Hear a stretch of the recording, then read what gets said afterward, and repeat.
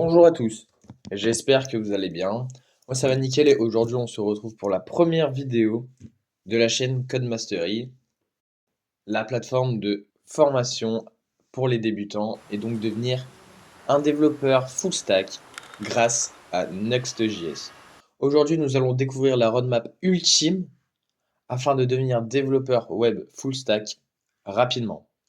Cette roadmap est composée de 5 étapes. Pour chaque étape, je vais détailler ce qu'il faut apprendre, le temps estimé pour apprendre cette technologie. La première étape, c'est la base. C'est le HTML pour Hypertext Markup Language. Le HTML, c'est le pilier. C'est la structure d'une page. C'est elle qui crée le DOM, le Document Object Model. Donc, ce qu'il se passe, par exemple, c'est que si sur une page, par exemple sur le GitHub d'un de mes projets, vous faites clic droit inspecter. Tout ce que vous voyez dans les éléments, c'est du HTML. C'est le DOM. Donc c'est vraiment ça, c'est très important. Le HTML, c'est assez simple à apprendre. Vous devriez en avoir pour 1 à 2 semaines. Et un projet est largement suffisant. Vous pouvez faire un CV. Simplement, en faisant attention à bien utiliser les bonnes balises. En faisant attention à utiliser les bonnes balises et puis voilà. Je vous conseille la ressource MDN pour apprendre le HTML. Ici, il y a beaucoup de choses qui permettent d'apprendre le HTML de A à Z et c'est franchement très intéressant. En deuxième étape, nous avons le CSS. Le CSS, c'est le design, c'est le style de votre page. Toute page actuelle a du CSS. C'est obligatoire, sinon on a des sites moches. Donc là, je vous conseille de faire 2 projets. Vous en avez pour environ 3 semaines, car il y a énormément de choses à savoir sur CSS.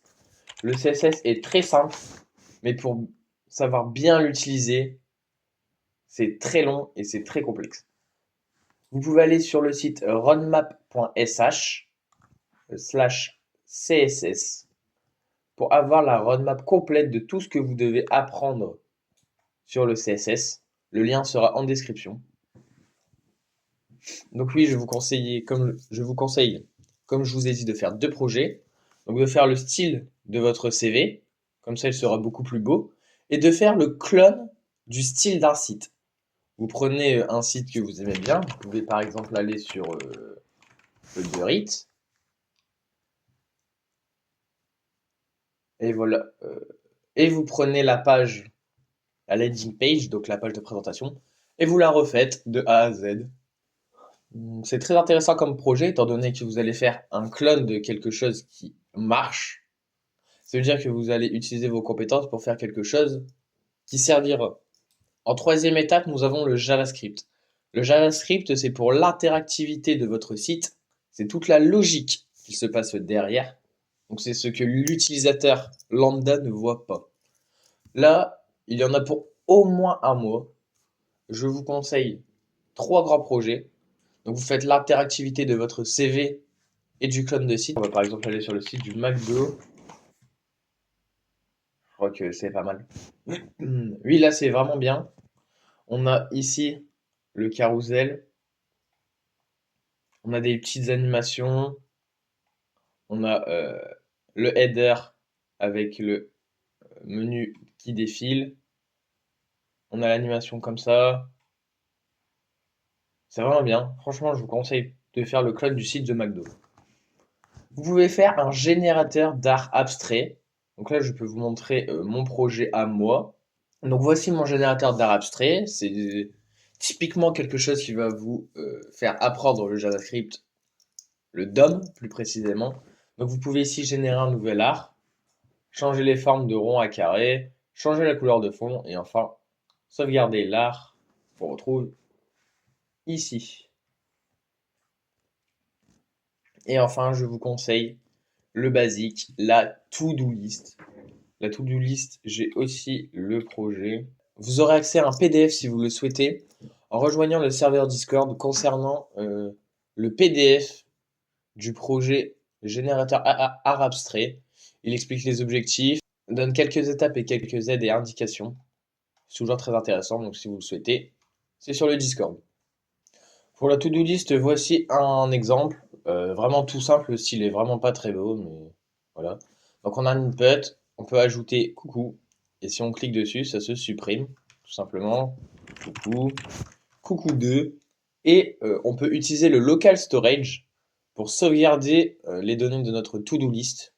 Donc en rechargeant la page grâce au local storage, nous avons la sauvegarde de nos données. Si nous allons ici dans Appli Local Storage, ici, File, nous voyons la clé To-Do List avec la valeur coucou et coucou 2. Et si on en ajoute ici une, par exemple test, elle sera automatiquement ajoutée. Voilà, donc ça c'est le Local Storage, vous le saurez. Ensuite, il y a une étape intermédiaire qui est très intéressante à connaître, c'est Git et GitHub. Et Git permet, Git et GitHub, hein, c'est globalement la même chose, permet de versionner son projet. Donc, c'est-à-dire que vous allez pouvoir le sauvegarder dans un repository. Donc, c'est comme ce que j'ai fait ici pour mon projet. Donc, c'est un endroit distant qui nous permet de sauvegarder une deuxième fois notre projet. C'est très intéressant aussi pour la collaboration. Je l'utilise d'ailleurs étant donné que je développe ce projet avec un autre développeur. C'est aussi très utile. Donc pour ça, vraiment, prenez le temps, mais vous pouvez le faire en même temps que les 3 premières étapes ou la suite. La quatrième étape, c'est le Vue.js. C'est le framework JavaScript que nous allons apprendre. Donc lui, il va servir pour la réactivité et pour la création de sites web avec des composants. Donc des composants, c'est afin de découper notre site en plusieurs petites parties qu'on va réutiliser. Par exemple, si on retourne sur le site internet de Uber Eats, la navbar ici, c'est un composant. Ici, le bouton doit être un composant. Ici, ce cadre ici est un composant. Et ils l'ont dupliqué 3 fois avec des données différentes. C'est ce que permet Vue.js. Et pour cela, vous allez devoir mettre environ un mois pour l'apprendre. Et pour ça, j'ai 3 projets. Un convertisseur de devises. Donc, je vous montre.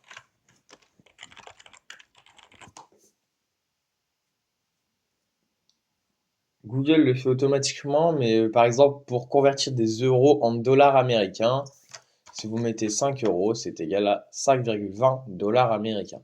Vous pouvez faire ça vous-même en devise, donc un convertisseur de devises, ou un convertisseur de centimètres en mètres, par exemple. Ensuite, le projet, c'est la carte bancaire Reactive Form. Alors là, j'ai aussi un exemple.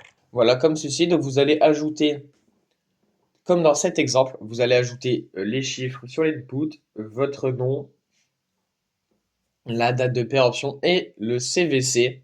C'est très intéressant comme projet. Je vous conseille de le faire. Et enfin, un dernier, c'est l'URL shortener.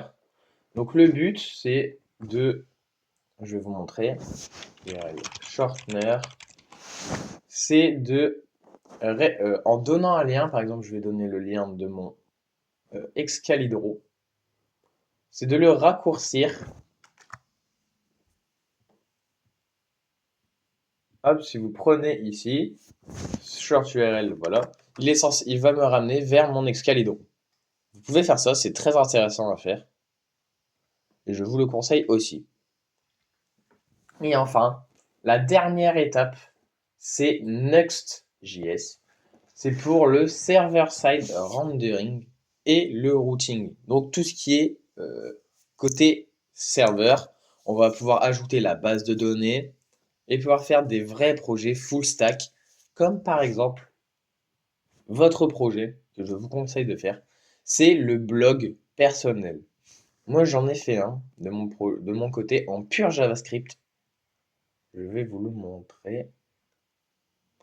Donc le voici, c'est mon blog.local. Je pourrais d'ailleurs faire un tuto comment avoir ce type de lien en local. Donc voici mon blog. On peut créer un article, mettre un auteur, une image de profil, une catégorie, un titre, formation Codemastery et l'article. Voici mon article. Et le sauvegarder. Et il sera enregistré ici. On peut le modifier.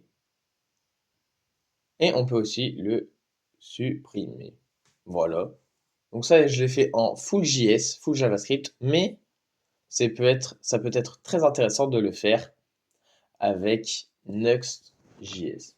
Donc voilà, j'espère que cette vidéo vous a plu, qu'elle vous a permis de mieux structurer votre apprentissage et de mieux savoir où vous en êtes. N'hésitez pas à vous abonner pour voir les prochaines vidéos, à follow le compte de Codemastery sur Twitter, s'il y a beaucoup d'informations concernant les avancées du projet et la mise en ligne des vidéos. Le lien sera dans la description. Merci à tous d'avoir suivi cette vidéo. On se dit à la prochaine. Salut!